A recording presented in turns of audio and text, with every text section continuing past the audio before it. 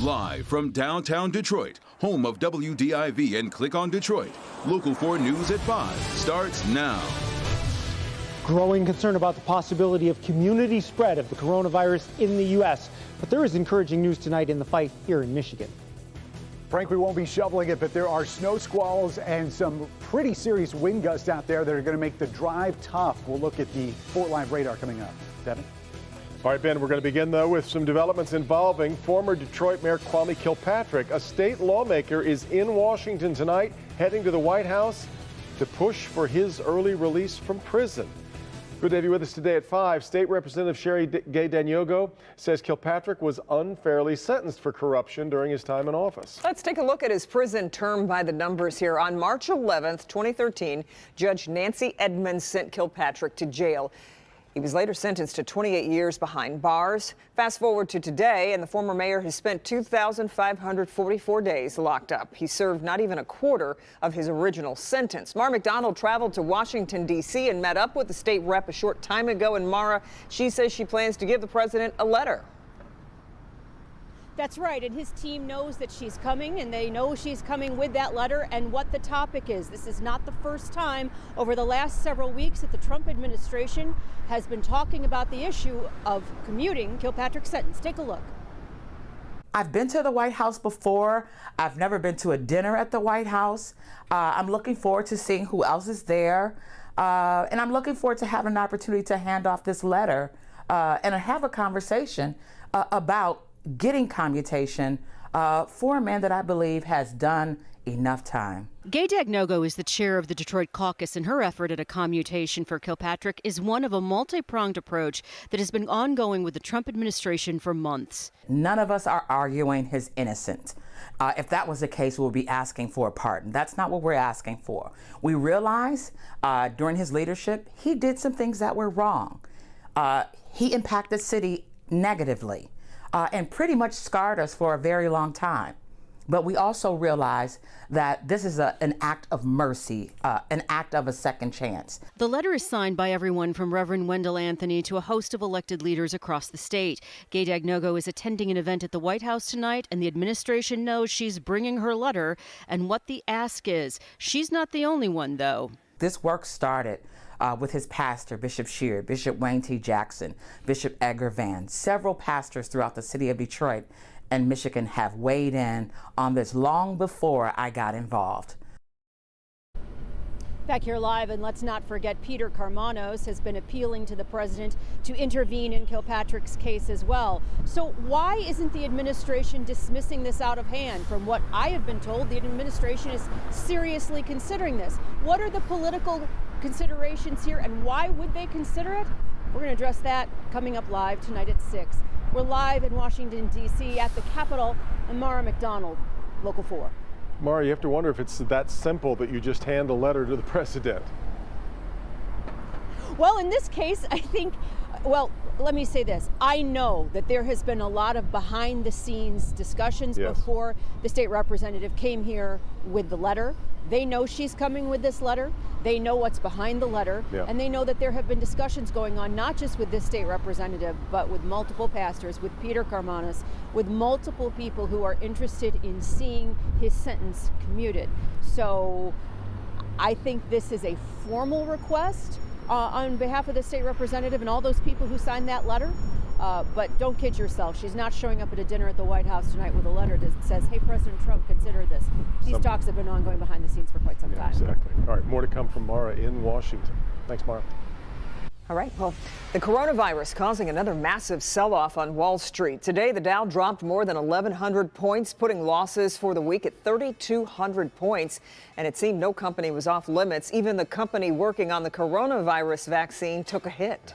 So as concern grows about the economic and health threat here in the U.S., Vice President Mike Pence held his first meeting today as the head of the coronavirus task force. We'll have more on that coming up. But first, there is a positive development to report here in Michigan. Dr. Frank McGeorge is here with what you need to know, Doc. Yeah, Kim and Devin, starting today, Michigan is able to conduct our own testing for coronavirus at the state lab.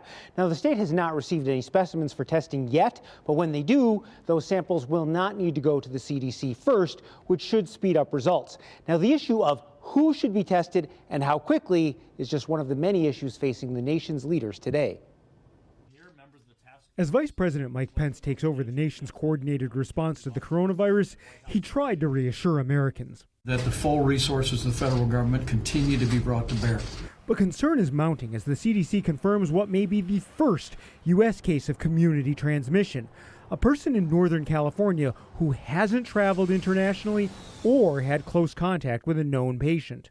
Maybe they're a traveler who came back, somehow spread it to this person. You mentioned a coffee shop. It's possible, but that means that community spread is happening in the U.S. The patient was not tested for coronavirus for several days while hospitalized because they didn't meet the strict federal criteria, even though doctors were concerned about the possibility of coronavirus and had requested the test. I want to know, why it's taking so long to test folks. We've got to get those test kits out to the hospitals and the health facilities that are on the front line. Alex Azar, the head of Health and Human Services, says more testing is becoming available.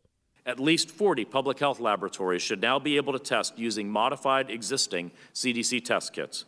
In addition, a newly manufactured CDC test can be sent to 93 public health labs as soon as Monday, and there is a privately manufactured test based on the new CDC test that can be sent to those same labs as soon as tomorrow, pending FDA clearance. Meanwhile, the first human trial for a coronavirus treatment is now underway in Nebraska. Normally it takes months and months for these trials to be up and running, and now we're talking about weeks.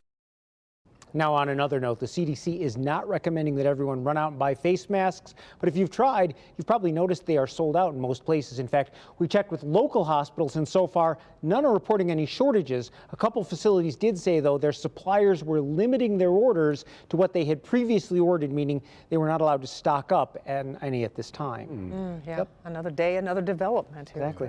Stay tuned. Yep, thanks, Doc. Well, our coronavirus coverage continues. Ahead at 5:30 with Help Me Hank tracking travel trouble because of the virus.